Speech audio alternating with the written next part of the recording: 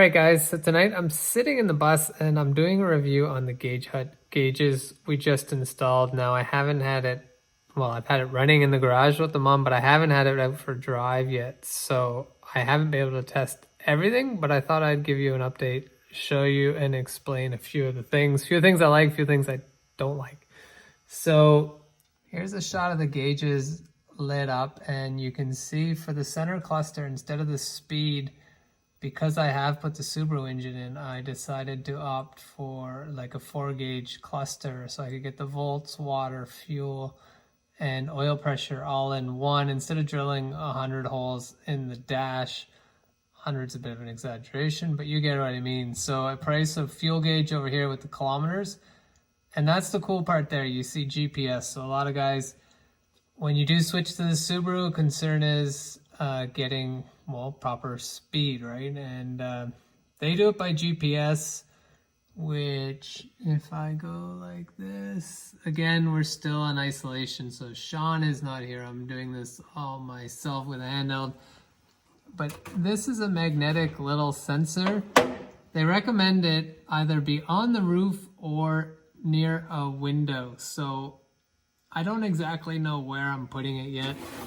There's tons and tons of cable, so I may put it up at one of the skylight windows or do something here with the ashtray and place it there. But before I leave this area, two things. So they sell you this gauge, and it's made for Volkswagen, and you can buy this adapter ring, and it would go to the original screws of the Volkswagen. So these are like your typical new gauge. It's got the big plastic nut that screws on the back to lock it in place.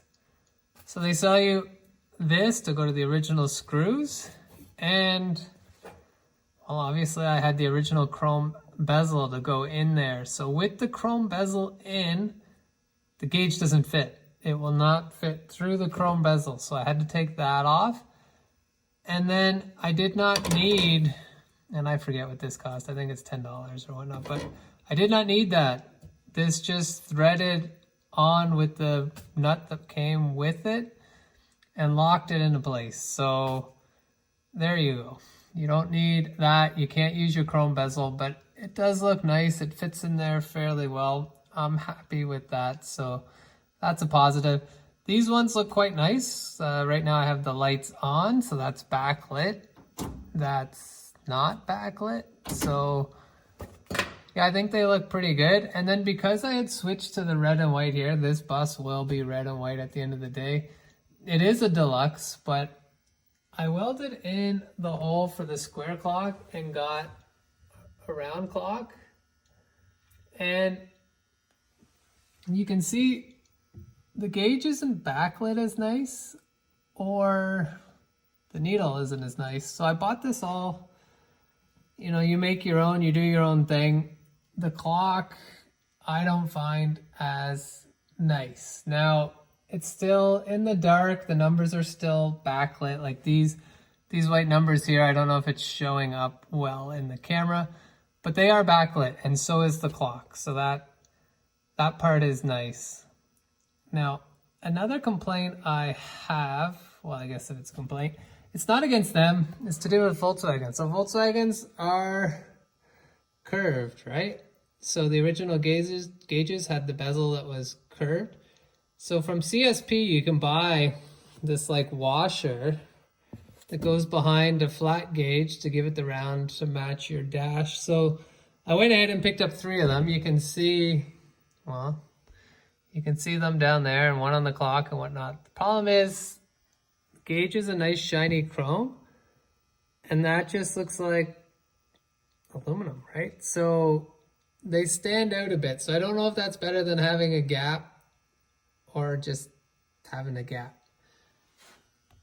Overall, the install was fairly easy. A beautiful thing about these guys is because it's a bus and the motor is all the way in the back, like the wiring harness, you can custom order lengths, right? So for the water temp and oil pressure and whatnot, fuel, you know, I ordered, I forget, 20 feet, 18 feet. I don't remember the exact number I ordered, but Not a lot of extra cost. They'll make it to any length you want. So yeah, you can order that and it works out pretty easy.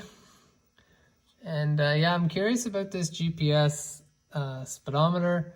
They say after the car's been turned off for 4 hours, it takes about a minute before it tracks your speed. So I live in suburbia, cruising out of my neighborhood. I will not know how fast I'm going, but I should be going slow anyway, so fair enough. So yeah, like I'm happy with the look of them. It was really nice the way I could customize the font, the color, just every detail about them, the needle, the backlight, like all this stuff you could do. They were super light and plasticky feeling. Now I know once they're installed and whatever, that doesn't matter. But yeah, that's what I ran with. I'm really curious about this GPS speedometer, so I will follow back up on that after I've been using it for a while, let you know how it works. I have thought maybe of putting it inside my headlight housing because I have the split, mounting it down in that assembly, or even maybe in the fried egg if I don't like the look of it on the dash. Like I'm not exactly thinking that looks great, but at the same time, is it worth all the effort to hide it? So yeah, we'll see how well it works and we will make a decision from there. So that's it on the Speedhut gauge. Thanks for watching. Don't forget to subscribe, and we'll see you out there.